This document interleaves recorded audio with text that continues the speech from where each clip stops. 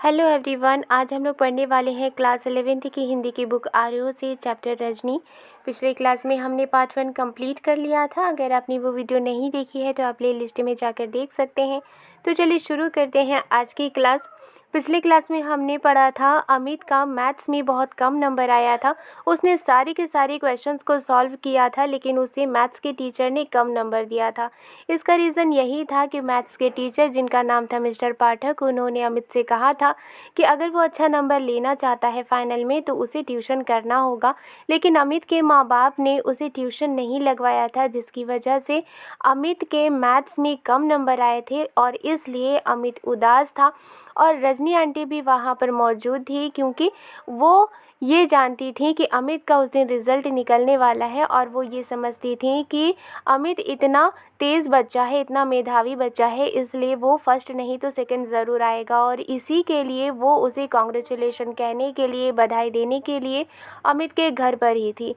Rajni aunty जब ये सुनती हैं कि अमित का मैथ्स में कम नंबर आया है और बाकी सब्जेक्ट में अच्छे नंबर आए हैं, तो वो भी गुस्सा हो जाती है और वो स्कूल जाने का फ़ैसला करती है, जिस पर अमित उसे मना करता है, लेकिन रजनी आंटी नहीं मानती और वो डिसाइड करती है कि वो अमित के स्कूल जाएंगी और अमित को कम नंबर मिला है इसके बारे में वो स्कूल में बात करेंगे। यहाँ लिखा है, स्कूल के हेडमास्टर का कमरा, बड़ी सी टेबल, दीवार के सहारे रखी कांच की अलमारी में बच्चों द्वारा जीते हुए कप और शील्ड्स जमे हुए रखे हैं। एक नया दृश्य है, चूँकि एक नया सीन क्रिएट किया गया है। चूँकि ये धारावाहिक के लिए है या फिर फिल्म के लिए है, इसलिए धारावाहिक और फिल्म के लिए जो पटकथा लिखी जाती है वो सीन वाइज लिखी जाती है। और इसी तरह यहाँ लिखा क्या गया है, यहाँ पर एक नए दृश्य के बारे में लिखा गया है कि हेडमास्टर का एक कमरा है। और वो कमरा कैसा है, उस कमरे में बड़ी सी टेबल रखी हुई है और दीवार के सहारे कांच की अलमारी में बच्चों के ज़रिए जीते हुए कप रखे गए हैं, शील्ड्स रखे हुए हैं। दीवार पर कुछ नेताओं की तस्वीरें लगी हुई हैं और हेडमास्टर के कमरे में एक बड़ा सा मैप लटका हुआ है।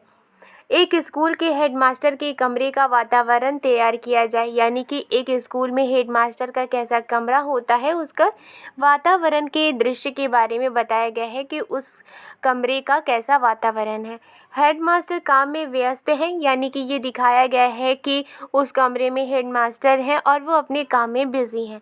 चपरासी बड़ी अदब से एक चीट लाकर रखता है। चपरासी क्या करता है, बहुत ही इज्जत के साथ, बहुत रिस्पेक्ट के साथ, अदब से एक चिट ला कर रखता है, एक स्लिप ला कर रखता है। हेडमास्टर कुछ क्षण उसे देखता है और हेडमास्टर उस चिट को कुछ देर तक देखते हैं। हेडमास्टर बुलाओ। और हेडमास्टर स्लिप को देखने के बाद, चिट को देखने के बाद वो क्या कहते हैं, बुलाओ। रजनी का प्रवेश नमस्कार करती है। हेडमास्टर ने किसे कहा बुलाने के लिए, जिसके बारे में चिट में लिखा हुआ था। हेडमास्टर उसे बुलाने के लिए कहते हैं और फिर रजनी का प्रवेश होता है। कहाँ होता है, हेडमास्टर के कमरे में। हेडमास्टर बैठिए।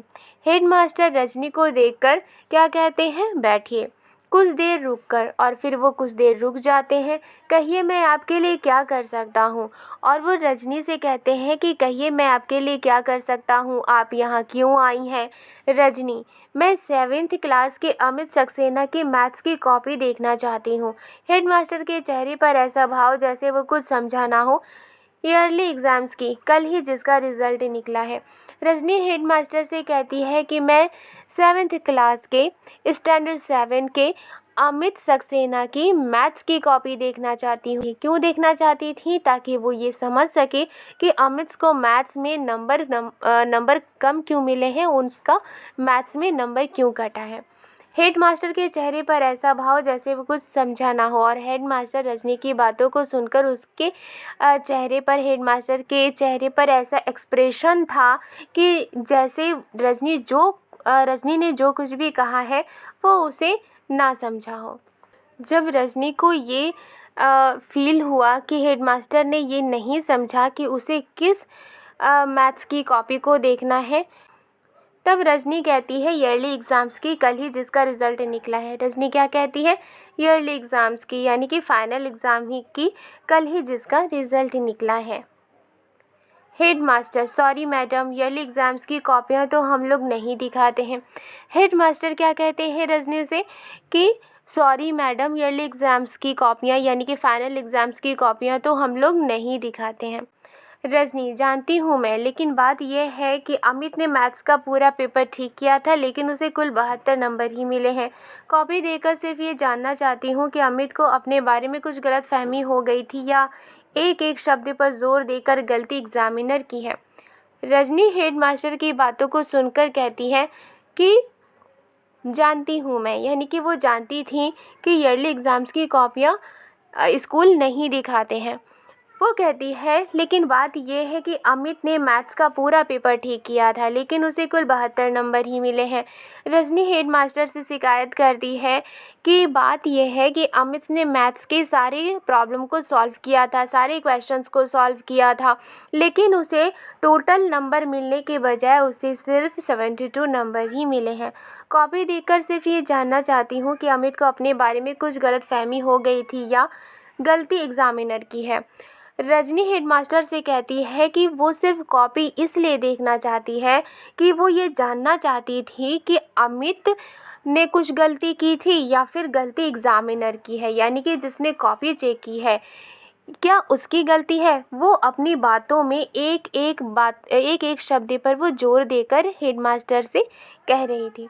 हेडमास्टर सारी बात को बहुत हल्के ढंग से लेते हुए, आप भी कमाल करती हैं, बच्चे ने कहा और आपने मान लिया।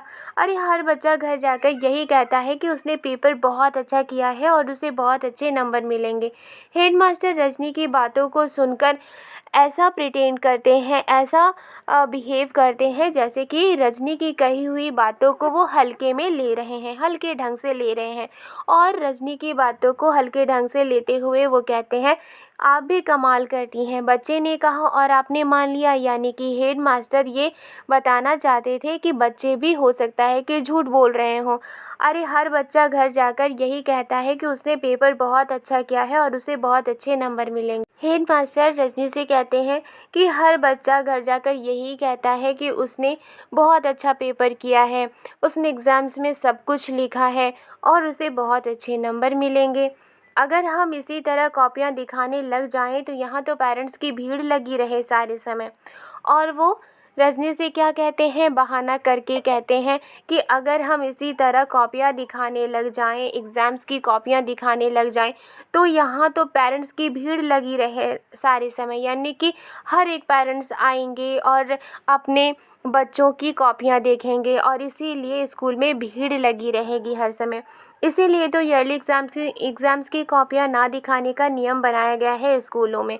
और यही बहाना करते हुए हेडमास्टर रजनी से कहते हैं कि इसीलिए भीड़ ना लगे, इसी कारण से ईयरली एग्ज़ाम्स की कॉपियाँ यानी कि जो फाइनल एग्ज़ाम्स की कॉपियाँ हैं उसे ना दिखाने का स्कूल में नियम बनाया गया है।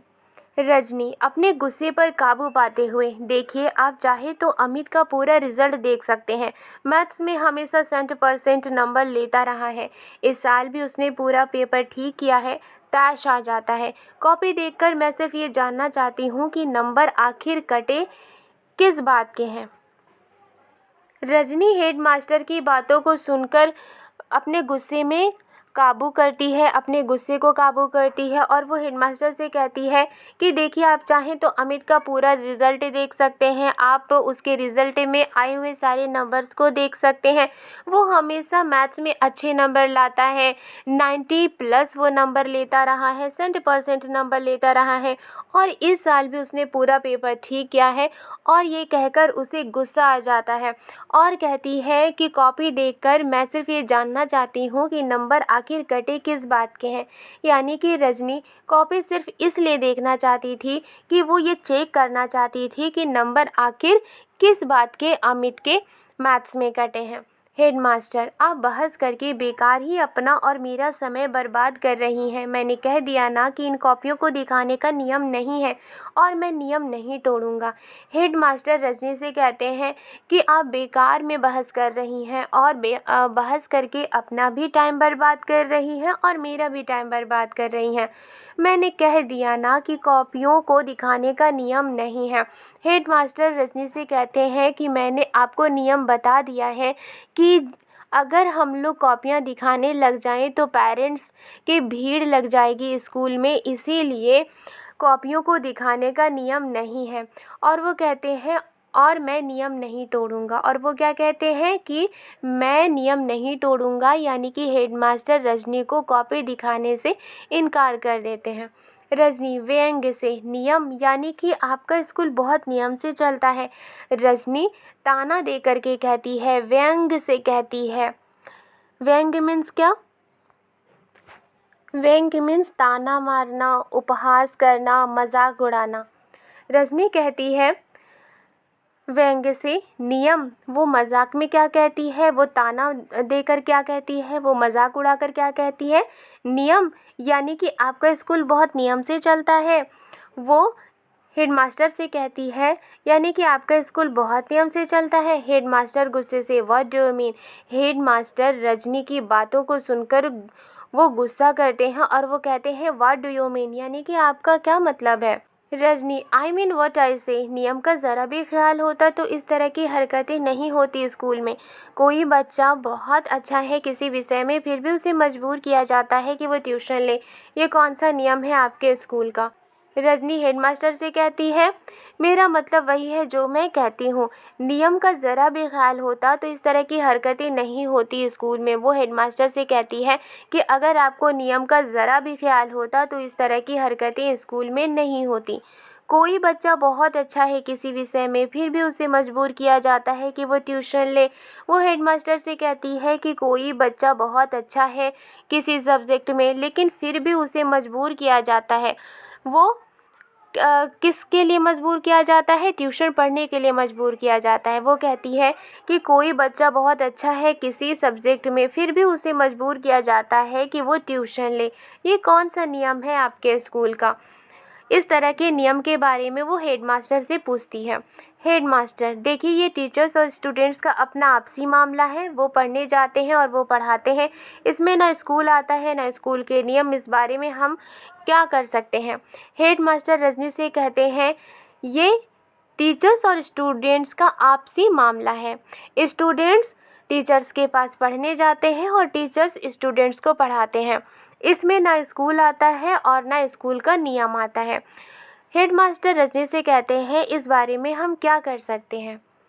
रजनी, कुछ नहीं कर सकते आप तो मेहरबानी करके ये कुर्सी छोड़ दीजिए, क्योंकि यहाँ पर कुछ कर सकने वाला आदमी चाहिए जो ट्यूशन के नाम पर चलने वाली धांधलियों को रोक सके, मासूम और बेगुनाह बच्चों को ऐसे टीचर्स के शिकंजों से बचा सके जो ट्यूशन ना लेने पर बच्चों के नंबर काट लेते हैं और आप हैं कि कॉपियाँ ना दिखाने के नियम से उनके सारे गुनाह ढक देते हैं।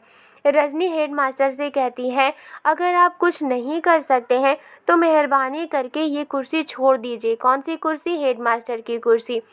रजनी कहती है, आप इस कुर्सी को छोड़ दीजिए, क्योंकि यहाँ पर कुछ कर सकने वाला आदमी चाहिए, यानी कि ऐसा आदमी चाहिए जो इस तरह के नियम को हटा सके, जो बच्चों के बारे में अच्छा सोच सके, जो ट्यूशन के नाम पर चलने वाली धांधलियों को रोक सके। और वो क्या कहती है कि इस कुर्सी पर ऐसा आदमी चाहिए जो ट्यूशन के नाम पर चलने वाली धांधलियों को रोक सके। रजनी कहती है, ऐसा आदमी चाहिए जो मासूम और बेगुनाह बच्चों को ऐसे टीचर्स के शिकंजों से बचा सके जो ट्यूशन न लेने पर बच्चों के नंबर काट लेते हैं, यानी कि ऐसे टीचर्स जो बच्चों को कहते हैं कि उन्हें ट्यूशन लेना ही है, ऐसे टीचर्स के शिकंजों से बचा सके। रजनी हेडमास्टर से कहती है, और आप हैं कि कॉपियाँ ना दिखाने के नियम से उनके सारे गुनाह ढक देते हैं। किसके सारे गुनाह? टीचर्स के सारे गुनाह ढक देते हैं। हेडमास्टर चीख कर, will you please get out of this room. ज़ोर ज़ोर से घंटी बजाने लगता है। दौड़ता हुआ चपरासी आता है, मेम साहब को बाहर ले जाओ। हेडमास्टर गुस्से में चीखता है और वो क्या कहता है कि क्या आप प्लीज़ इस रूम से बाहर जाएंगी। ज़ोर ज़ोर से हेडमास्टर घंटी बजाने लगता है। उसकी घंटी की आवाज़ सुनकर दौड़ता हुआ चपरासी आता है और हेडमास्टर चपरासी से क्या कहते हैं, मेम साहब को बाहर ले जाओ। रजनी, मुझे बाहर करने की ज़रूरत नहीं, बाहर कीजिए उन सब टीचर्स को जिन्होंने आपकी नाक के नीचे ट्यूशन का ये घिनौना रैकेट चला रखा है। यानी कि रजनी हेडमास्टर से कहती है कि उन्हें बाहर करने की ज़रूरत नहीं है, बल्कि उन टीचर्स को बाहर करने की ज़रूरत है जिन्होंने हेडमास्टर के नाक के नीचे ट्यूशन का घिनौना रैकेट चला रखा है। वो टीचर्स जो बच्चों को कहते हैं कि वो ट्यूशन ले, ऐसे टीचर्स को स्कूल से बाहर निकालने की ज़रूरत है। व्यंग्य से, पर आप तो कुछ कर नहीं सकते, इसलिए अब मुझे ही कुछ करना होगा और मैं करूँगी, देखिएगा आप। रजनी हेडमास्टर को ताना मारकर कहती है कि आप तो कुछ कर नहीं सकते, इसलिए अब मुझे ही कुछ करना होगा। यानी कि वो कहती है कि हेडमास्टर तो कुछ नहीं कर सकते, इसलिए अब रजनी ही कुछ करेगी और वो कहती है मैं करूँगी, देखिएगा आप। किसे कहती है? हेडमास्टर को कहती है। तमतमाती हुई निकल जाती है। हेडमास्टर चपरासी पर ही बिगड़ पड़ता है, जाने किस किस को भेज देते हो भीतर। रजनी गुस्से से हेडमास्टर के कमरे से बाहर निकल जाती है। हेडमास्टर चपरासी पर ही गुस्सा हो जाता है और हेडमास्टर चपरासी से क्या कहते हैं? जाने किस किस को भेज देते हो भीतर। चपरासी, मैंने तो आपको स्लिप लाकर दी थी साहब। चपरासी हेडमास्टर को क्या कहता है? मैंने तो आपको स्लिप लाकर दी थी साहब, आपने ही कहा था बुलाओ, इसीलिए वो आपके पास आई थी। हेडमास्टर गुस्से में स्लिप की चिंदी चिंदी करके फेंक देता है। चिंदी चिंदी मीन्स टुकड़े टुकड़े करके फेंक देता है, कुछ इस भाव से मानो रजनी की ही चिंदियाँ बिखेर रहा हो, और वो कुछ इस एक्सप्रेशन के साथ स्लिप की टुकड़े कर रहा था जैसे कि वो रजनी की ही चिंदियाँ बिखेर रहा हो। दृश्य समाप्त। और इस तरह से दृश्य समाप्त हो जाता है। नया दृश्य। अब नए दृश्य में क्या है, इसे पढ़ेंगे। रजनी का फ्लैट, शाम का समय, घंटी बजती है। रजनी आकर दरवाज़ा खोलती है। पति का प्रवेश, उसके हाथ से ब्रीफकेस लेती है। अब एक नया सीन है। उस सीन में क्या है कि रजनी का फ्लैट दिखाया गया है और शाम का वक्त है और घंटी बजती है। घंटी बजने के बाद रजनी आकर दरवाज़ा खोलती है और कौन प्रवेश करता है? रजनी के पति एंटर करते हैं और उनके पति के हाथ में क्या है? ब्रीफकेस है और वो अपने पति के हाथ से ब्रीफकेस लेती है। पति जूते खोलते हुए, तुम आज दिन में कहीं बाहर गई थी क्या? रजनी, तुम्हें कैसे मालूम? जब रजनी के पति उनसे पूछते हैं, इस पर रजनी उनसे पूछती है कि आपको कैसे पता? पति, फ़ोन किया था, एक फ़ाइल रह गई थी, सोचा चपरासी को भेजकर मंगवा लूं, पर कोई घर में हो तब ना। पति के चेहरे पर खिंच भरा गुस्सा पुता हुआ है। पति रजनी से कहते हैं कि मैंने फ़ोन किया था क्योंकि एक फ़ाइल रह गई थी घर पर और मैंने सोचा कि चपरासी को भेजकर फ़ाइल मंगवा लूं, लेकिन घर में कोई रहे तब ना मुझे फ़ाइल मिले। और ये कहते हुए पति के चेहरे पर खींच भरा गुस्सा पुता हुआ है, यानी कि ऐसा एक्सप्रेशन है पति के चेहरे पर जैसे कि वो बोल रहे हैं और बोलते हुए उनके चेहरे पर गुस्सा है। रजनी, तुम फाइल भूल गए और जिसके बारे में मुझे पता भी नहीं, पर फिर भी उसके लिए मुझे घर बैठना चाहिए, ये कौन सी बात हुई? रजनी अपने पति की बातों को सुनकर कहती है कि फ़ाइल आप भूल गए और उस फाइल के बारे में मुझे पता भी नहीं, लेकिन फिर भी उस फाइल के लिए मुझे घर बैठना चाहिए, ये कौन सी बात हुई? पति जरा शांत होते हुए, अच्छा गई कहाँ थी? रजनी के पति शांत होते हुए रजनी से क्या पूछते हैं? रजनी से पूछते हैं अच्छा गई कहाँ थी? वो रजनी से ये पूछते हैं कि वो गई कहाँ थी? रजनी एक स्कूल का नाम लेती है। रजनी एक स्कूल का नाम लेती है। कौन से स्कूल का? जिस स्कूल में अमित पढ़ रहे थे। पति स्कूल का नाम दोहराता है। तुम क्या करने गई थी वहाँ? पति को जब रजनी कहती है किसी एक स्कूल का नाम बताती है कि वो वहाँ गई थी, इस पर पति उसी स्कूल का नाम दोहराते हुए पूछते हैं तुम क्या करने गई थी वहाँ? रजनी गदगद भाव से, पहले चाय ले आऊँ फिर बताती हूँ। गदगद भाव मीन्स बहुत ज़्यादा खुशी के साथ। वो रजनी अपने पति से कहती है, खुशी के साथ कहती है, पहले चाय ले आऊँ फिर बताती हूँ। कैमरा रजनी के साथ किचन में, गुनगुनाते हुए रजनी खाने का भी कुछ बना रही है। लगता है जो कुछ करके आई उसे बहुत प्रसन्न है। यहाँ क्या लिखा है? यहाँ लिखा है कि रजनी किचन में जाती है और कैमरा रजनी के साथ किचन में जाता है, यानी कि रजनी किचन में क्या कर रही है इसके बारे में हमें सीन बताया गया है कि रजनी गुनगुनाते हुए खाने का भी कुछ बना रही है और ऐसा लगता है उसके गुनगुनाने से ऐसा लगता है जैसे कि वो जो कुछ करके आई है उससे वो बहुत खुश है। दृश्य फिर बाहर के कमरे में। नाश्ते की प्लेट काफ़ी खाली हो चुकी है जिससे लगे कि रजनी सारी बात बता चुकी है। अब कौन सा सीन क्रिएट किया गया है? ये सीन क्रिएट किया गया है कि कमरे के बाहर का एक सीन है और नाश्ते की प्लेट काफ़ी खाली हो चुकी है, यानी कि जो कुछ भी रजनी ने बनाया था उसने अपने पति को भी दिया था और दोनों ने नाश्ता कर लिया था और प्लेट काफ़ी खाली हो चुका है। काफ़ी खाली मीन्स अभी भी प्लेट में थोड़ा बहुत नाश्ता है, लेकिन काफ़ी प्लेट खाली हो चुका है, जिससे लगे कि रजनी सारी बात बता चुकी है और नाश्ता करते हुए ही ये प्रिटेंड करवाना है कि रजनी ने सारी बात बता दी है। किसे बता दी है? अपने पति को बता दी है। रजनी बोलती बंद कर दी हेडमास्टर साहब की। जवाब देते नहीं बना तो चिल्लाने लगे, पर मैं क्या छोड़ने वाली हूँ इस बात को। रजनी अपने पति से कहती है कि बोलती बंद कर दी हेडमास्टर साहब की, यानी कि वो नाश्ता करते करते ही सारी बातें अपने पति को बता चुकी थी और फिर वो कहती हैं मैंने हेडमास्टर साहब की बोलती बंद कर दी। जवाब देते नहीं बना तो चिल्लाने लगे। वो अपने पति से कहती है कि हेडमास्टर जवाब नहीं दे पाए थे और जवाब ना देने की वजह से वो चिल्लाने लगे थे। जब उनसे ये नहीं बन पाया कि वो क्या कहे, क्या जवाब दे, तब हेडमास्टर चिल्लाने लगे, पर मैं क्या छोड़ने वाली हूँ इस बात को। फिर वो अपने पति से कहती है कि पर मैं क्या छोड़ने वाली हूँ इस बात को, यानी कि मैं इस बात को छोड़ने वाली नहीं हूँ। रजनी कहती है कि वो इस बात को छोड़ने वाली नहीं है कि अमित के मार्क्स क्यों कटे हैं। पति अच्छा, मास्टर लोग ट्यूशन करते हैं या धंधा करते हैं, पर तुम्हें अभी बैठे बिठाए इससे क्या परेशानी हो गई? तुम्हारा बेटा तो अभी पढ़ने नहीं जा रहा है ना। पति रजनी को समझाते हुए कहते हैं कि अच्छा, टीचर्स लोग ट्यूशन करते हैं या धंधा करते हैं, पर तुम्हें अभी बैठे बिठाए इससे क्या परेशानी हो गई? यानी कि तुम्हें तो कोई परेशानी नहीं है, तुम्हारे साथ तो ऐसा कोई प्रॉब्लम नहीं है, तुम्हारा बेटा भी तो अभी पढ़ने नहीं जा रहा है ना, इससे तुम्हें क्या मतलब है? तुम क्यों गई थी हेडमास्टर के पास?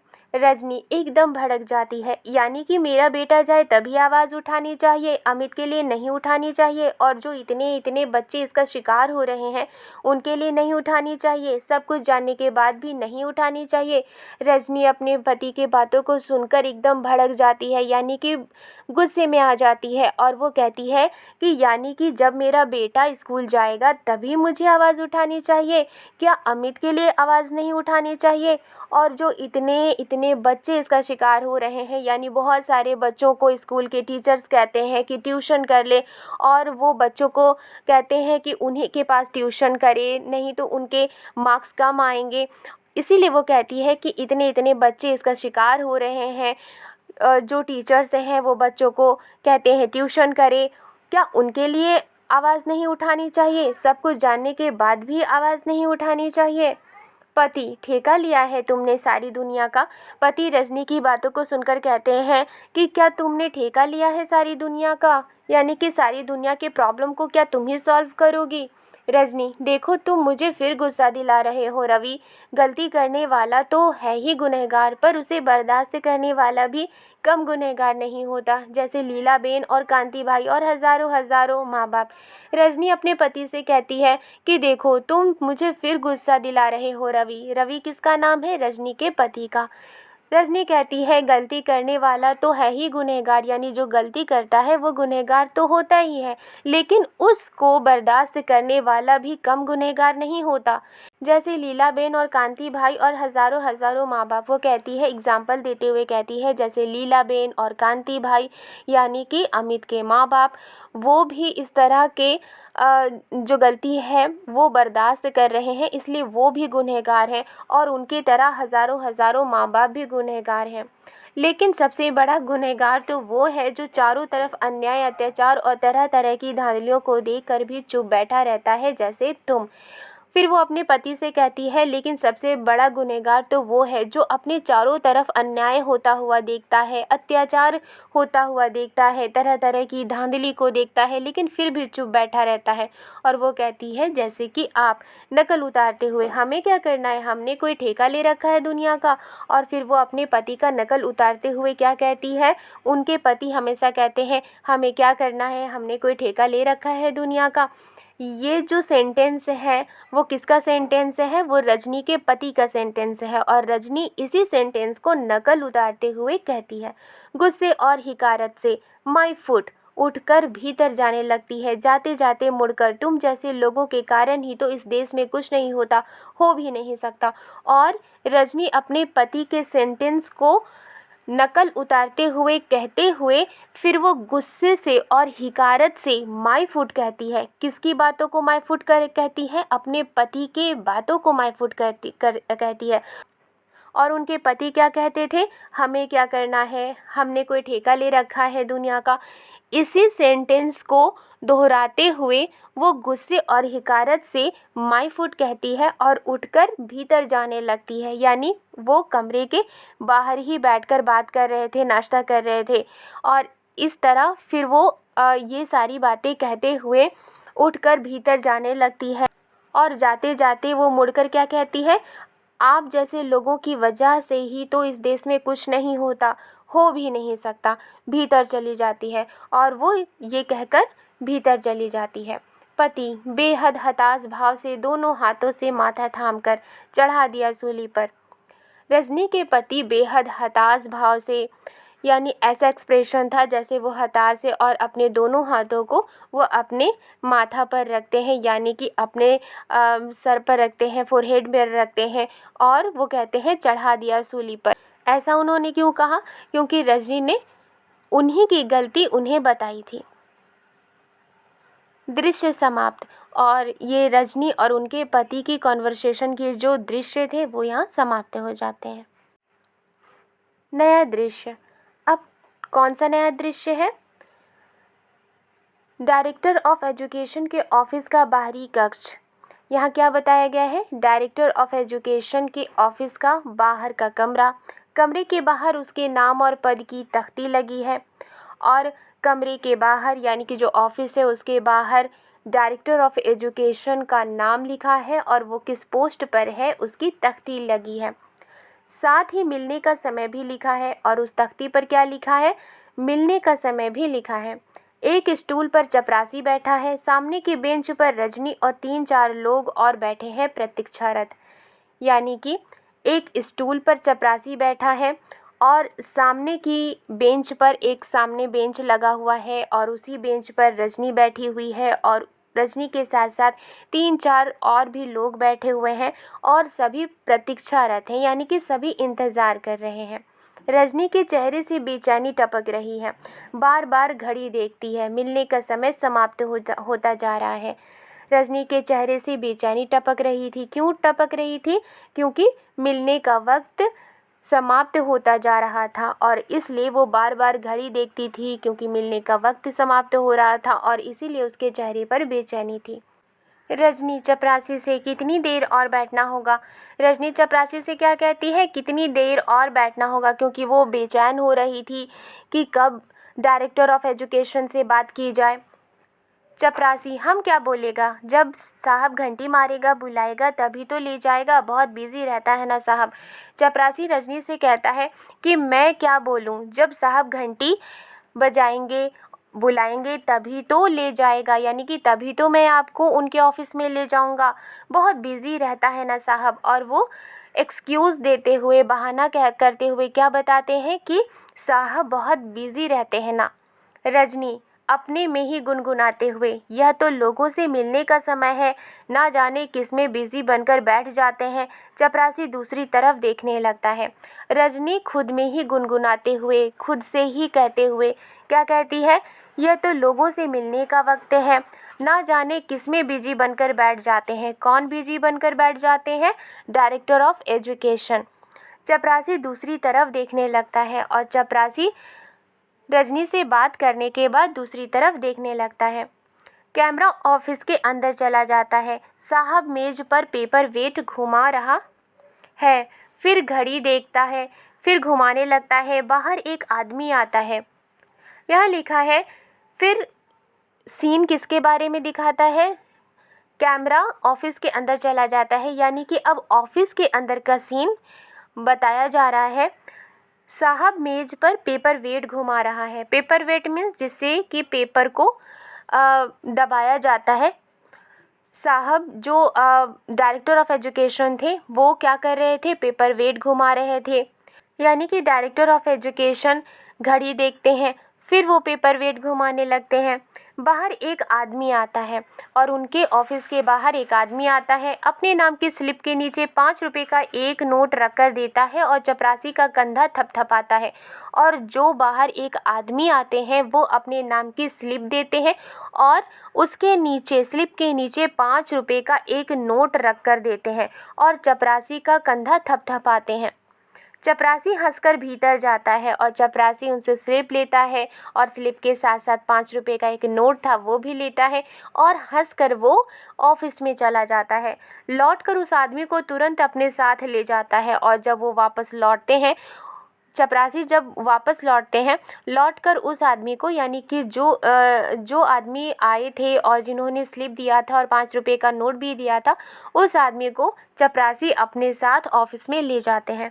रजनी के चेहरे पर तनाव घूर कर चपरासी को देखती है और रजनी ये सब देख रही होती है। रजनी ये देखती है कि उस आदमी ने स्लिप दिया, उसके साथ साथ 5 रुपए का नोट दिया और उसके बाद चपरासी उसे वापस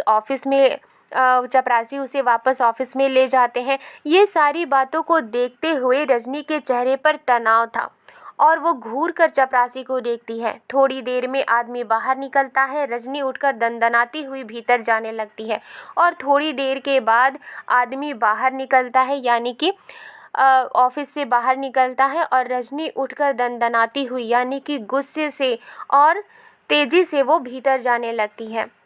चपरासी, अरे अरे अरे किधर को जाता, अभी घंटी बजा क्या? चपरासी उसे टोकते हुए कहते हैं, अरे अरे किधर जाती है, अभी घंटी बजा है क्या जो आप अंदर जा रही हैं? रजनी, घंटी तो मिलने का समय ख़त्म होने तक बजेगी भी नहीं। दरवाज़ा धकेलकर भीतर चली जाती है। रजनी चपरासी से क्या कहती है कि घंटी तो मिलने का समय ख़त्म होने तक बजेगी भी नहीं, यानी कि मिलने का समय ख़त्म भी हो जाएगा लेकिन फिर भी घंटी नहीं बजेगी। और वो दरवाज़ा धकेलकर भीतर चली जाती है। दरवाज़ा धकेलकर, यानी कि वो ऑफिस का दरवाज़ा धकेलकर ऑफिस के अंदर चली जाती है। चपरासी, अरे कैसी औरत है, सुनतीच नहीं। वहाँ बैठे 2-3 लोग हंसने लगते हैं।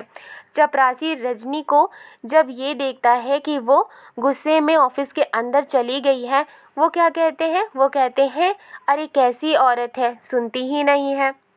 चपरासी की बातों को सुनकर वहां बैठे 2-3 लोग हंसने लगते हैं। दृश्य कमरे के भीतर, यानी कि अब ऑफिस के अंदर का सीन बताया गया है। निदेशक कुर्सी की पीठ से टिककर सिगरेट पी रहा है। जो निदेशक थे वो कुर्सी की पीठ से टिककर सिगरेट पी रहे हैं, यानी कि निदेशक क्या थे, कुर्सी पर बैठे हुए थे और कुर्सी की जो पीठ होती है उस पर वो लद कर टिक कर वो सिगरेट पी रहे थे। रजनी को देखकर आश्चर्य से, और निदेशक जब रजनी को देखते हैं तो वो हैरत से उसे देखते हैं। क्यों? क्योंकि उन्होंने उसे बुलाया ही नहीं था और वो बिना बुलाए ही ऑफिस के अंदर चली आई थी, इसीलिए वो हैरत से उसे देखते हैं। निदेशक, आपको स्लिप भेजकर भीतर आना चाहिए ना। निदेशक रजनी से क्या कहते हैं? निदेशक रजनी से कहते हैं कि आपको पहले स्लिप भेजकर भीतर आना चाहिए, यानी कि आपको पहले स्लिप भेजना चाहिए था। जब मैं घंटी बजाता बुलाता तभी आपको अंदर आना चाहिए था। रजनी मुस्कुराकर, स्लिप तो घंटे भर से आपके चपरासी की जेब में पड़ी है और शायद 2-4 दिन चक्कर लगवाने तक पड़ी ही रहेगी। रजनी निदेशक की बातों को सुनती है, मुस्कुराती है और वो निदेशक से कहती है, स्लिप तो 1 घंटे से आपकी चपरासी की जेब में पड़ी है और शायद 2-4 दिन और भी पड़ी रहे और चक्कर लगवाने तक पड़ी रहेगी। निदेशक, क्या कह रही हैं आप? निदेशक रजनी की बातों को सुनते हैं और वो अनजान बनते हुए कहते हैं, क्या कह रही हैं आप? रजनी, तो क्या ये सीधी साफ सी बात भी मुझे ही समझानी होगी आपको? खैर अभी छोड़िए इस बात को, इस समय मैं आपके पास किसी दूसरे ही काम से आई हूँ। रजनी निदेशक की बातों को सुनकर कहती हैं, निदेशक ने क्या कहा था, क्या कह रही हैं आप? यानी कि अनजान बनते हुए वो रजनी से पूछते हैं, क्या कह रही हैं आप? इस पर रजनी कहती है, तो क्या ये सीधी साफ सी बात भी मुझे आपको समझानी होगी? कौन सी सीधी साफ सी बात? ये कि चपरासी अपने पॉकेट में स्लिप रखते हैं और जो पैसे देते हैं उन्हें ही वो अंदर ले जाते हैं। इसी बात को रजनी निदेशक से कहती है कि क्या ये सीधी और साफ सी बात भी मुझे आपको समझानी होगी?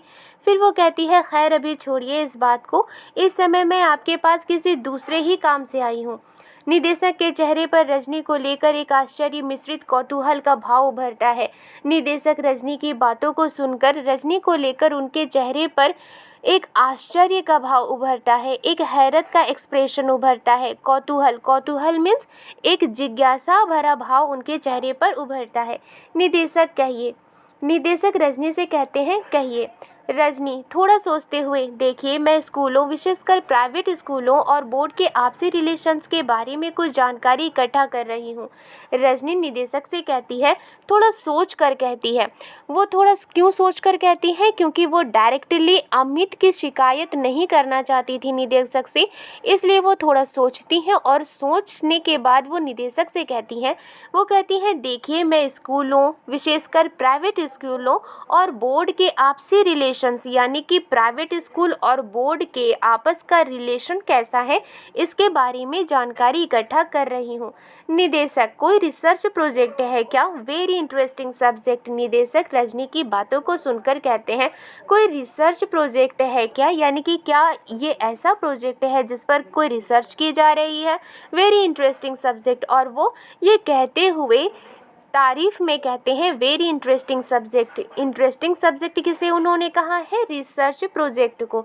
रजनी बस कुछ ऐसा ही समझ लीजिए। रजनी निदेशक की बातों को सुनकर कहती है, बस कुछ ऐसा ही समझ लीजिए। यानी कि वो निदेशक से ये कहती है कि बस कुछ ऐसा ही समझ लीजिए कि ये एक रिसर्च प्रोजेक्ट है। निदेशक कहिए आप क्या जानना चाहती हैं? रजनी जिन प्राइवेट स्कूलों को आप रिकॉग्नाइज कर लेते हैं उन्हें बोर्ड शायद 90% ग्रांट देता है।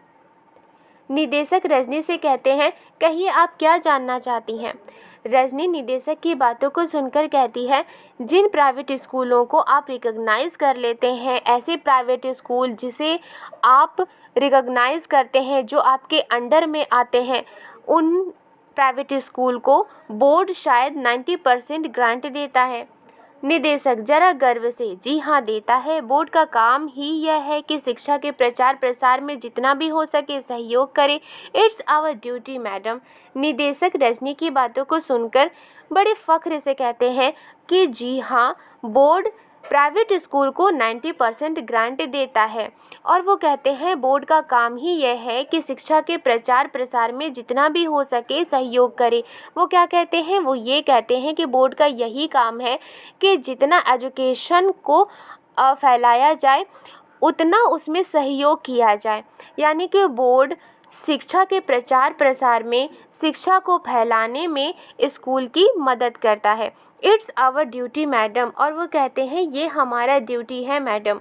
रजनी जब इतनी बड़ी ऐड देते हैं तो आपका कोई कंट्रोल भी रहता होगा स्कूलों पर। रजनी निदेशक से पूछती है कि जब आप इतनी बड़ी ऐड देते हैं, बोर्ड इतनी बड़ी ऐड देते हैं, तो क्या आपका कोई कंट्रोल स्कूल पर रहता है? निदेशक ऑफ कोर्स, बोर्ड के बहुत से ऐसे नियम हैं जो स्कूलों को मानने होते हैं। स्कूल मानते हैं, सिलेबस बोर्ड बनाता है, फाइनल ईयर की एग्ज़ाम्स बोर्ड कंडक्ट करता है। निदेशक रजनी की बातों को सुनकर कहते हैं कि ऑफ कोर्स, यानी कि बेशक बोर्ड का कंट्रोल स्कूलों पर रहता है। और वो क्या कहते हैं? वो कहते हैं बोर्ड के बहुत से ऐसे नियम हैं जो स्कूल मानते हैं। यानी कि स्कूलों को मानना होता है और स्कूल बोर्ड के नियम को मानते हैं। सिलेबस बोर्ड बनाता है और फाइनल ईयर के एग्ज़ाम्स बोर्ड कंडक्ट करता है। यानी जो फाइनल एग्ज़ाम्स होते हैं वो एग्ज़ाम्स कौन कंडक्ट करता है? बोर्ड कंडक्ट करता है। रजनी निदेशक के चेहरे पर नज़रें गड़ाकर, स्कूलों में आजकल प्राइवेट ट्यूशन्स का जो सिलसिला चला हुआ है, ट्यूशन्स क्या बच्चों को लूटने का जो धंधा चला हुआ है, उसके बारे में आपका बोर्ड क्या करता है?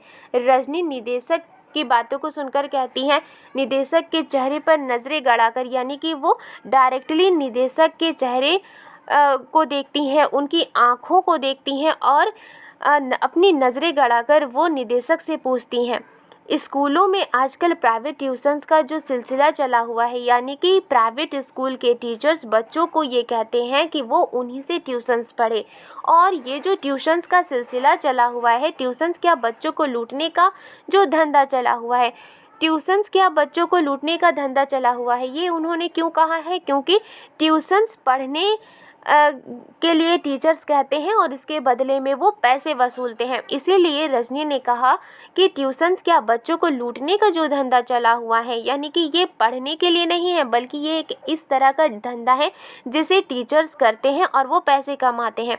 इस पर वो निदेशक से पूछती है उसके बारे में आपका बोर्ड क्या करता है। निदेशक बड़े सहज भाव से, इसमें धंधे की क्या बात है। जब किसी का बच्चा कमज़ोर होता है तभी उसके माँ बाप ट्यूशन्स लगवाते हैं। अगर लगे कि कोई टीचर लूट रहा है तो उस टीचर से ना ले ट्यूशन। निदेशक कहते हैं बड़े सहज भाव से कहते हैं, यानी कि बहुत आराम से वो कहते हैं कि इसमें धंधे की क्या बात है, यानी कि ट्यूशन पढ़ना इसमें धंधे की क्या बात है। जब किसी का बच्चा कमज़ोर होता है तभी उसके माँ बाप ट्यूशन लगवाते हैं, यानी कि जो बच्चा जिस सब्जेक्ट में कमज़ोर होता है इसीलिए वो अपने बच्चों का ट्यूशन लगवाते हैं। अगर लगे कि कोई टीचर लूट रहा है तो उस टीचर से ना ले ट्यूशन। निदेशक क्या कहते हैं कि अगर ये लगे कि कोई टीचर ट्यूशन के नाम पर लूट रहे हैं तो ऐसे टीचर से ट्यूशन ना लें। रजनी बच्चा कमज़ोर नहीं, होशियार है, बहुत होशियार। उसके बावजूद उसका टीचर लगातार उसे कोंचता रहता है कि वो ट्यूशन ले, वह ट्यूशन ले वरना पछताएगा।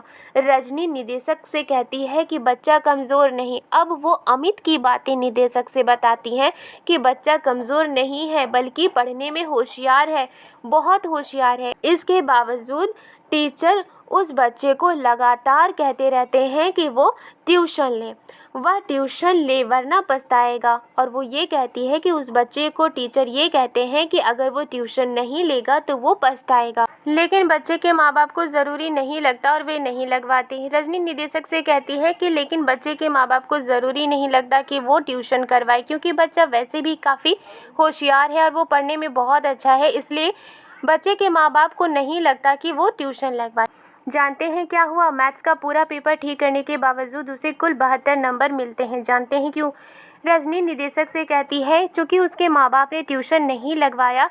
इसके बाद जानते हैं क्या हुआ? मैथ्स का पूरा पेपर ठीक करने के बावजूद उसे कुल 72 नंबर मिलते हैं, यानी कि मैथ्स के सारे प्रॉब्लम को उसने सॉल्व किया था, सारे क्वेश्चंस को उसने अटैम्प्ट किया था, लेकिन इसके बावजूद भी उसे 72 नंबर ही मिले हैं। जानते हैं क्यों? फिर वो इसकी वजह बताती हुए कहती है क्योंकि उसने टीचर के बार बार कहने पर भी ट्यूशन नहीं ली। वो रीज़न क्या बताती है? वो रीज़न ये बताती है कि उसके टीचर ने उसे बार बार कहा था कि ट्यूशन ले, लेकिन फिर भी उसने ट्यूशन नहीं किया था, इसी की वजह से उसे मैथ्स में कम नंबर मिले हैं। निदेशक वेरी सैड, हेडमास्टर को एक्शन लेना चाहिए ऐसे टीचर के खिलाफ।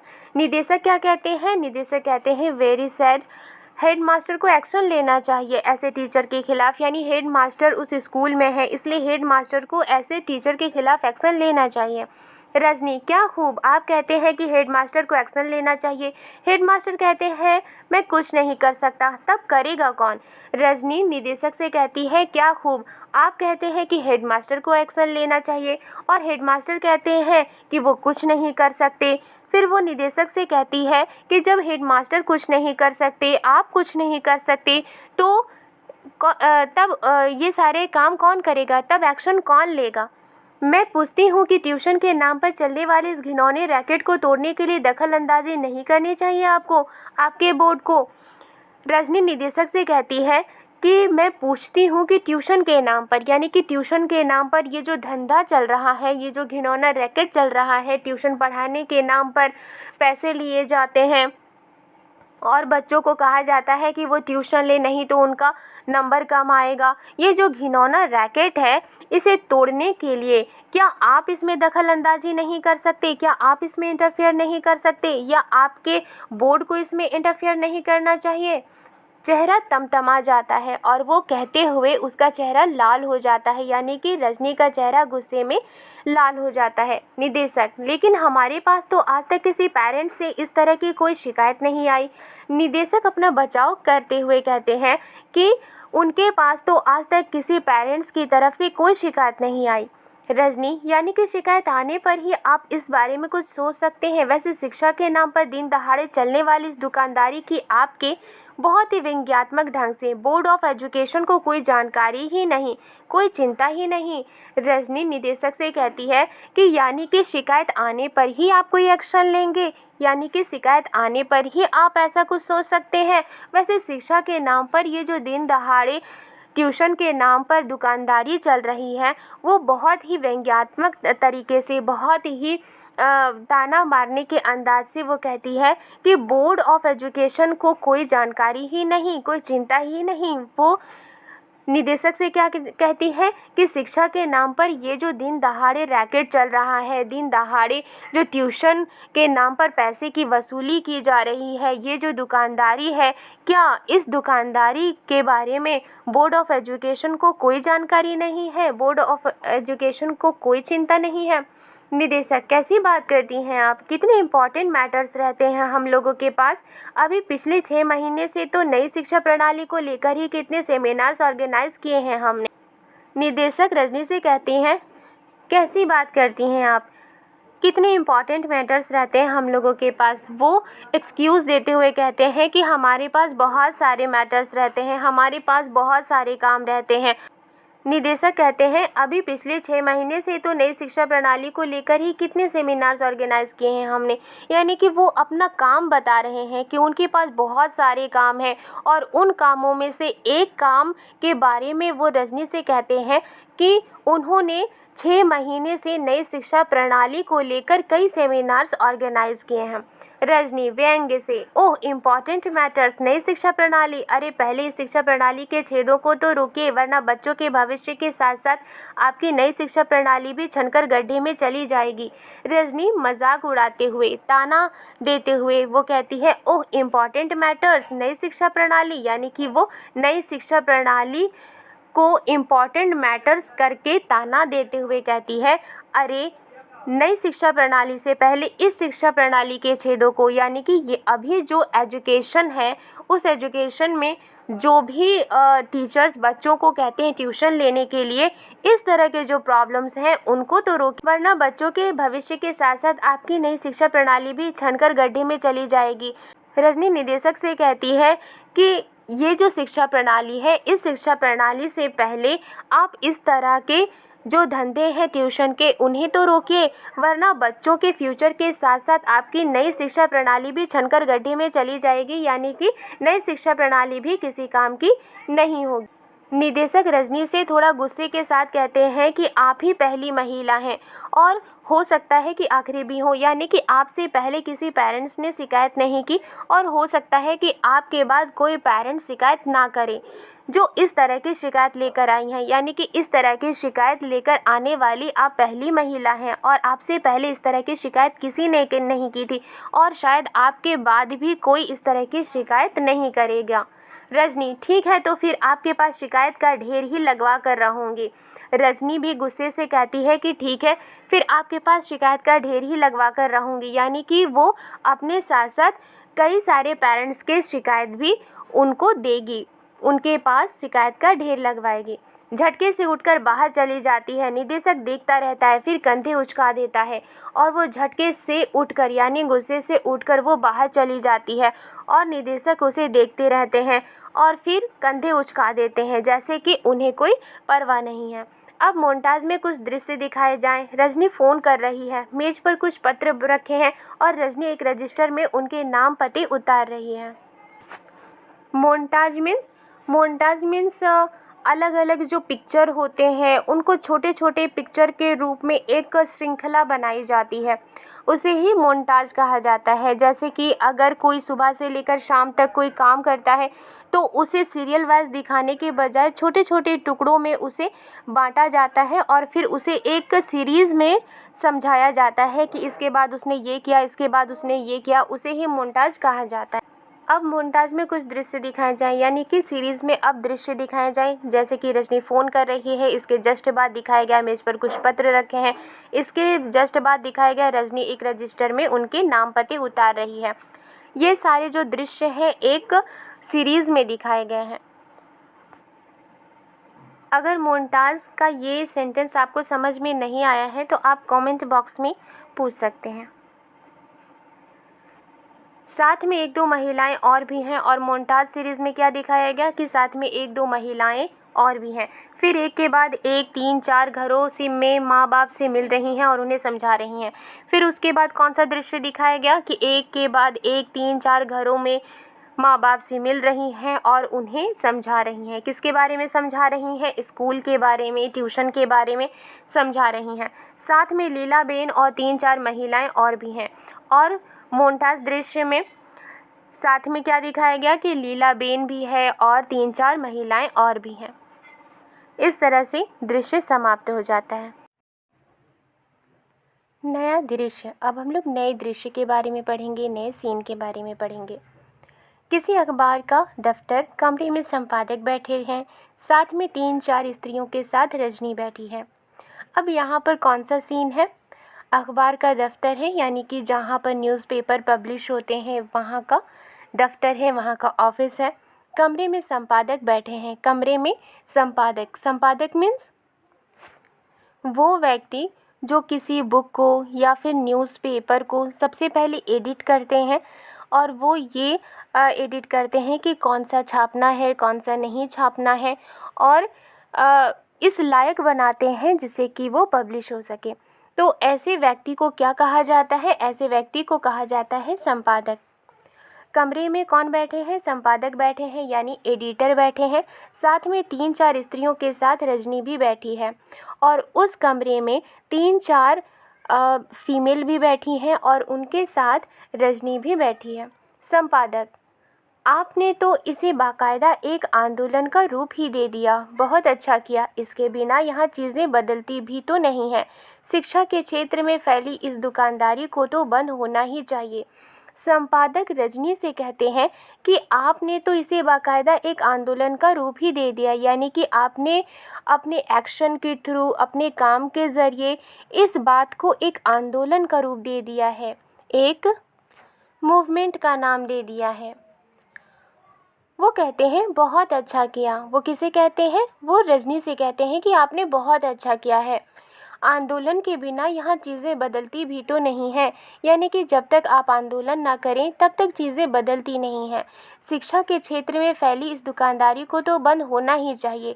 संपादक भी रजनी से ये कहते हैं कि शिक्षा के क्षेत्र में जो ये दुकानदारी फैली हुई है ट्यूशन के नाम पर, उसे तो बंद होना ही चाहिए।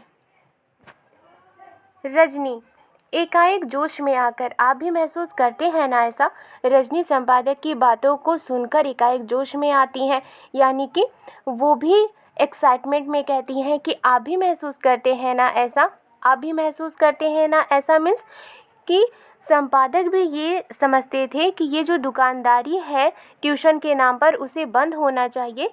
इसी को वो कहती हैं कि आप भी महसूस करते हैं ना ऐसा, तो फिर साथ दीजिए हमारा। रजनी क्या कहती है कि आप भी महसूस करते हैं ना ऐसा कि दुकानदारी बंद होना चाहिए ट्यूशन के नाम पर, तो फिर साथ दीजिए हमारा। अखबार यदि किसी इशू को उठा ले और लगातार उस पर चोट करता रहे तो फिर वो थोड़े से लोगों की बात नहीं रह जाती। रजनी संपादक से क्या कहती है? रजनी संपादक से कहती है कि अखबार यानी न्यूज़पेपर यदि किसी इशू यानी कि अगर किसी मुद्दे को उठा ले और लगातार उस मुद्दे पर चोट करता रहे, यानी उस मुद्दे को बार बार अगर वो उठाता रहे, तो फिर वो थोड़े से लोगों की बात नहीं रह जाती, वो सभी लोगों की बात बन जाती है, सबकी बन जाती है। आंख मूंद कर नहीं रह सकता फिर कोई उससे। रजनी कहती है कि अगर न्यूज़पेपर बार बार उस मुद्दे को उठाए तो वो थोड़े से लोगों की बात नहीं रहती है, सबकी बात बन जाती है। आंख मूंद कर नहीं रह सकता फिर कोई उससे, यानी कि फिर कोई उससे अनजान नहीं रहता है। रजनी संपादक से कहती है आप सोचिए ज़रा, इसके खिलाफ कोई नियम बनता है तो। किसके खिलाफ? जो टीचर्स स्टूडेंट को ये कहते हैं कि उन्हें ट्यूशन करना है, वो कहती है इसके खिलाफ अगर कोई नियम बनता है तो आवेश के मारे जैसे बोला नहीं जा रहा है। आवेश के मारे मीन्स कि रजनी के दिल में बहुत सारी बातें थी और वो सारी बातें संपादक को समझाना चाहती थी, लेकिन फिर भी वो समझा नहीं पा रही थी, लेकिन फिर भी वो अपने दिल की बात संपादक को कह रही थी। कितने बच्चों का भविष्य सुधर जाएगा, उन्हें अपनी मेहनत का फल मिलेगा, यानी कि बच्चों का फ्यूचर सुधर जाएगा। अगर वो ट्यूशन नहीं भी करेंगे, उन्हें उनकी मेहनत का फल मिलेगा, माँ बाप के पैसे का नहीं। यहाँ पर रजनी ये कहना चाहती है कि जो टीचर होते हैं वो बच्चों को ट्यूशन पढ़ने के लिए कहते हैं ताकि उन्हें पैसे मिले। इसीलिए रजनी कहती है कि माँ बाप के पैसे का नहीं बल्कि बच्चे को उसकी मेहनत का फल मिलेगा। शिक्षा के नाम पर बचपन से ही उनके दिमाग में ये तो नहीं भरेगा कि पैसा ही सब कुछ है। वे रजनी संपादक से कहती है शिक्षा के नाम पर बचपन से ही उनके दिमाग में, यानी कि स्टूडेंट्स के दिमाग में ये तो नहीं भरेगा कि पैसा ही सब कुछ है। वे और वो आगे भी कहना चाहती थी लेकिन वो कह नहीं पा रही थी। संपादक हंसकर बस बस मैं समझ गया आपकी सारी तकलीफ़, आपका सारा गुस्सा। और संपादक रजनी की बातों को सुनता है और वो हंसता है और कहता है बस बस मैं समझ गया आपकी सारी तकलीफ़, आपका सारा गुस्सा। रजनी तो फिर दीजिए हमारा साथ, उठाइए इस इशू को, लगातार लिखिए और धुआंधार लिखिए। रजनी संपादक की बातों को सुनकर कहती है कि तो फिर दीजिए हमारा साथ, उठाइए इस इशू को, यानी कि इस मुद्दे को उठाइए, लगातार लिखिए और इस मुद्दे पर लगातार लिखिए और धुआंधार लिखिए।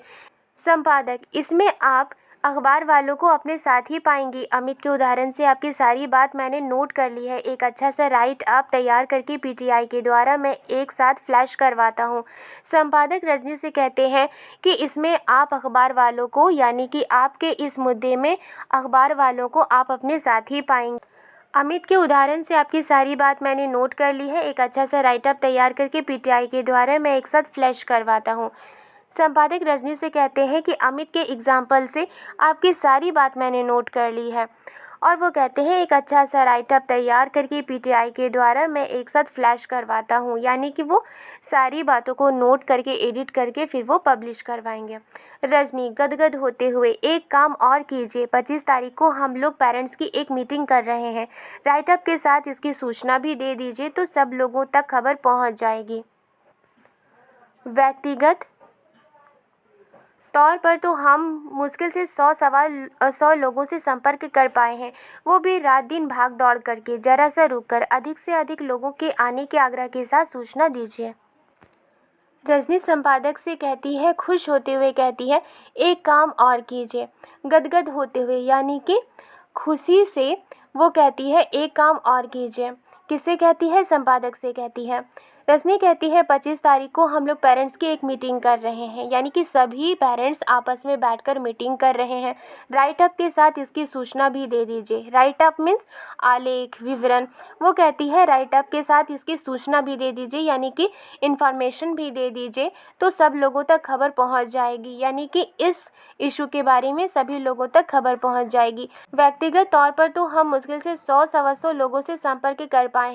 वो कहती है पर्सनली हम मुश्किल से 100-125 लोगों से कांटेक्ट कर पाए हैं, वो भी रात दिन भाग दौड़ करके। जरा सा रुक कर, फिर वो जरा सा रुकती है। अधिक से अधिक लोगों के आने के आग्रह के साथ सूचना दीजिए। वो संपादक से कहती है ज़्यादा से ज़्यादा लोगों के आने के आग्रह के साथ, यानी कि रिक्वेस्ट के साथ ये सूचना दीजिए, ये इन्फॉर्मेशन दीजिए। कौन सा? कि सभी पेरेंट्स एक साथ मीटिंग कर रहे हैं, इसकी सूचना दीजिए। संपादक दी। सब लोग हंस पड़ते हैं। संपादक यहाँ क्या कहते हैं? दी, यानी कि यहाँ पर वो जी कहना चाहते हैं, वो कहते हैं दी। सब लोग हंस पड़ते हैं और सभी लोग संपादक की बातों को सुनकर हंस पड़ते हैं। रजनी, ये हुई ना कुछ बात। रजनी खुशी से क्या कहती है? ये हुई ना कुछ बात। दृश्य समाप्त। फिर ये सीन समाप्त हो जाता है। नया दृश्य। अब हम लोग नया दृश्य के बारे में पढ़ेंगे कि नए सीन में क्या है। मीटिंग का स्थान, बाहर कपड़े का बैनर लगा हुआ है, बड़ी संख्या में लोग आ रहे हैं और भीतर जा रहे हैं। लोग खुश हैं, लोगों में जोश है। अब कौन सा सीन बताया गया है? एक जगह जहाँ पर मीटिंग हो रही है, ऐसी जगह को दिखाया गया है और बाहर कपड़े का बैनर लगा हुआ है, बड़ी संख्या में लोग आ रहे हैं और भीतर जा रहे हैं, यानी कि बहुत सारे लोग आ रहे हैं और मीटिंग में जा रहे हैं। लोग खुश हैं और सभी लोग खुश हैं, लोगों में जोश है, लोगों में उत्साह है। विरोध और विद्रोह का पूरा माहौल बना हुआ है और मीटिंग के जगह पर विरोध का, विद्रोह का पूरा माहौल बना हुआ है। ऐसा सीन है कि लोग जो आ रहे हैं वो लोग खुश हैं, उनमें जोश है। वो लोग विरोध कर रहे हैं किसके खिलाफ? ट्यूशन का धंधा चलाने वाले टीचर के खिलाफ, और वो विद्रोह कर रहे हैं। ऐसा माहौल बना हुआ है। दृश्य कटकर अंदर जाता है और फिर सीन कहाँ जाता है? कटकर अंदर जाता है, यानी कि जहाँ पर हॉल है, जहाँ पर लोग बैठे हुए हैं, मीटिंग हो रही है, उसका सीन बताया गया है। हॉल भरा हुआ है और हॉल भरा हुआ है। एक और प्रेस वाले बैठे हैं और हॉल में एक तरफ प्रेस वाले बैठे हैं, यानी कि जो न्यूज़ को पब्लिश करते हैं वो बैठे हैं। इसे बाकायदा फोकस करना है और प्रेस वालों को बाकायदा फोकस करना है। क्या फोकस करना है? मीटिंग फोकस करना है। एक महिला बाइक पर से उतरकर नीचे आती है। हॉल में तालियों की गड़गड़ाहट। एक महिला माइक पर से उतरकर नीचे आती है, यानी कि वो माइक पर बोल रही होती है, फिर उसके बाद माइक पर से उतरकर नीचे आती है। हॉल में तालियों की गड़गड़ाहट और महिला ने जो कुछ कहा है उसकी बातों को सुनकर सभी लोग तालियां बजाते हैं। अब मंच पर से उठकर रजनी माइक पर आती है और उस महिला के बाद रजनी उठकर माइक पर आती है। पहली पंक्ति में रजनी के पति भी बैठे हैं और पहली पंक्ति में, यानी कि जहाँ पर लोग बैठे हुए हैं उसके पहले रॉ में रजनी के पति भी बैठे हैं। बहनों और भाइयों, रजनी अपनी स्पीच में क्या कहती है? सबसे पहले वो कहती है, बहनों और भाइयों, इतनी बड़ी संख्या में आपकी उपस्थिति और जोश ही बता रहा है कि अब हमारी मंजिल दूर नहीं है। रजनी सभी लोगों से कहती है कि इतनी बड़ी संख्या में आप सभी यहाँ पर उपस्थित हैं और आपका जोश ही बता रहा है कि अब हमारी मंजिल दूर नहीं है। इन 2 महीनों में लोगों से मिलने पर इस समस्या के कई पहलू हमारे सामने आए। कुछ अभी आप लोगों ने भी यहाँ सुने। इन 2 महीनों में, यानी कि जब से अमित का रिजल्ट निकला था उस वक्त से लेकर मीटिंग के दिन तक, कितना लंबा दिन था? 2 महीने का। रजनी कहती है इन 2 महीनों में लोगों से मिलने पर इस समस्या के कई पहलू हमारे सामने आए। कुछ अभी आप लोगों ने भी यहाँ सुने। रजनी कहती है कुछ पहलू अभी आप लोगों ने भी यहाँ सुने। कुछ रुककर, और फिर वो कुछ देर रुकती है। यह भी सामने आया कि बहुत से बच्चों के लिए ट्यूशन ज़रूरी भी है। वो कहती है कि ये भी सामने आया कि बहुत सारे बच्चों के लिए ट्यूशन ज़रूरी भी है। क्यों ज़रूरी है? क्योंकि कुछ बच्चे किसी किसी सब्जेक्ट में बहुत कमज़ोर होते हैं, इसलिए उन्हें ट्यूशन की ज़रूरत भी होती है। माएँ इस लायक नहीं होती कि अपने बच्चों को पढ़ा सकें और पिता ज़रा रुककर, जैसे वे घर के और किसी काम में ज़रा सी भी मदद नहीं करते, बच्चों को भी नहीं पढ़ाते। रजनी कहती है कि माएँ इस लायक नहीं होती कि अपने बच्चों को पढ़ा सकें, यानी कि कुछ माएँ ऐसी होती हैं जो दिन भर घर के कामों में लगी होती हैं, कुछ माएँ ऐसी होती हैं जो पढ़ी लिखी नहीं होती, इसलिए वो अपने बच्चों को नहीं पढ़ा सकती।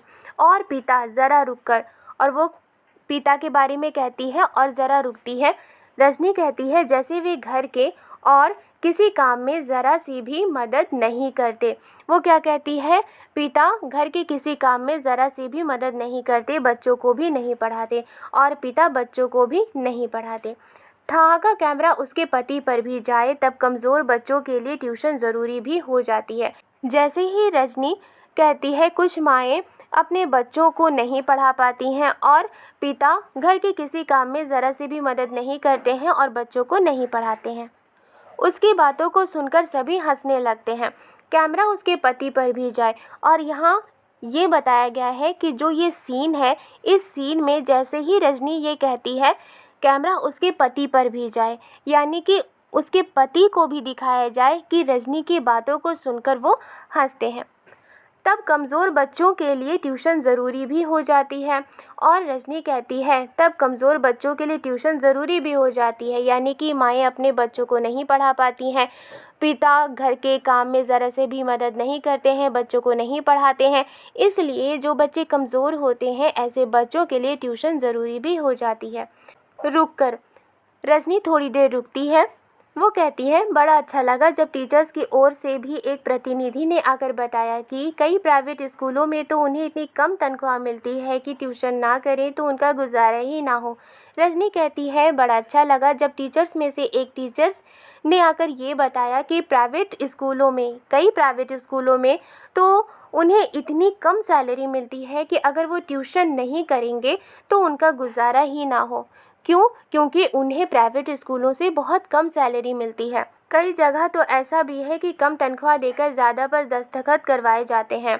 उस टीचर्स ने ये भी बताया कि कई जगह तो ऐसा भी है कि कम तनख्वाह दिया जाता है लेकिन दस्तखत ज़्यादा तनख्वाह पर करवाए जाते हैं। ऐसे टीचर से मेरा अनुरोध है कि वे संगठित होकर एक आंदोलन चलाएं और इस अन्याय का पर्दाफाश करें।